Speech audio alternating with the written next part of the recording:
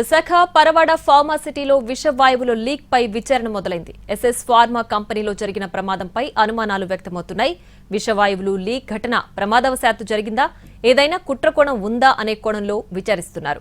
యాజమాన్యం ఈ ఘటనను సీక్రెట్ గా ఉంచడంపై అనుమానాలు వస్తున్నాయి. అసిస్టెంట్ మేనేజర్ చంద్రశేఖర్ మృతిపై దర్యాప్తు జరిపించాలని భార్య డిమాండ్ చేస్తోంది. ఇక ఇదే విషయానికి సంబంధించి లేటెస్ట్ అప్డేట్స్ మా ప్రతినిధి చిరంజీవి అందిస్తారు. ఫార్మాసిటీలో ఉన్నటువంటి ఎస్ఎస్ ఫార్మా కంపెనీలో జరిగినటువంటి గ్యాస్ లీకేజ్ ఘటనలో ఇద్దరు ఫైర్ సేఫ్టీ ఆఫీసర్లు చనిపోవడం జరిగింది. అయితే దీని వెనక ఉన్నటువంటి మిస్టరీ ఇంకా కొనసాగుతూ ఉంది. ఎందుకు వాళ్ళు చనిపోవాల్సి వచ్చింది, అక్కడ ఎలాంటి లోపాలు ఉన్నాయనేది కూడా ప్రస్తుతం దీని మీద వాళ్ళ కుటుంబ సభ్యులు కూడా అనేక అనుమానాలు వ్యక్తం చేస్తున్నారు. అయితే గ్యాస్ లీకేజ్ ఘటన ఉద్దేశపూర్వకంగా జరిగిందా లేదంటే ప్రమాదశాత్తు జరిగిందా అనేది కూడా తెలియాల్సి ఉంది.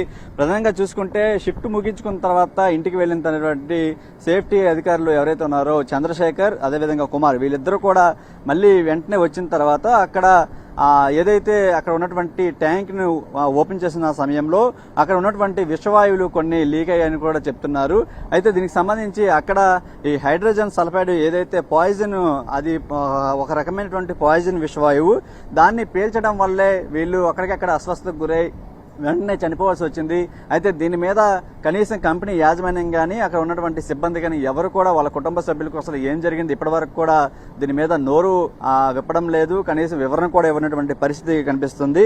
అయితే చంద్రశేఖర్ ఎవరైతే మృతుడు చంద్రశేఖర్ ఉన్నారో అతని భార్య మాత్రం ఇది కావాలనే చేశారు, ఒక ప్లాన్ ప్రకారమే చేశారు, దీని వెనక నాకు అనుమానాలు ఉన్నాయని చెప్పేసి ఆమె కూడా ప్రధానంగా డిమాండ్ చేస్తున్నారు. తనకు న్యాయం చేయాలి, దీని మీద కేసు నమోదు చేసి దర్యాప్తు చేయాలని చెప్తున్నటువంటి పరిస్థితి కనిపిస్తుంది.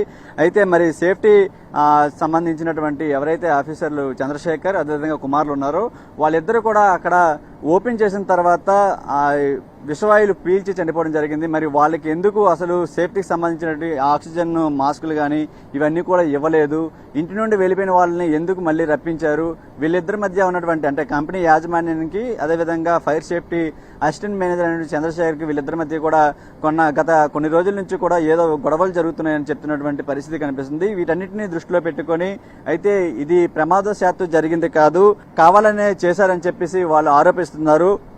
మరోవైపు ఎఫ్లూయెంట్ ట్రీట్మెంట్ అనేది ఏదైతే ఈ కంపెనీలో చేసేటువంటి ప్రాసెస్ ఉందో ఆ చేస్తున్న సమయంలోనే ఈ హైడ్రోజన్ సల్ఫైడ్ విషవాయువు అనేది చాలా పాయిజన్ పోలి ఉంటుంది. ఆ వాయువు ఒకసారిగా ఆ మ్యాన్ హోల్ ఓపెన్ చేసిన వెంటనే ముఖానికి తగిలి పూర్తి స్థాయిలో ఊపిరి పీల్చుకోలేనంత స్థాయిలో వాళ్ళు ఎక్కడికక్కడే సొమ్మసిల్లిపోయినటువంటి పరిస్థితి.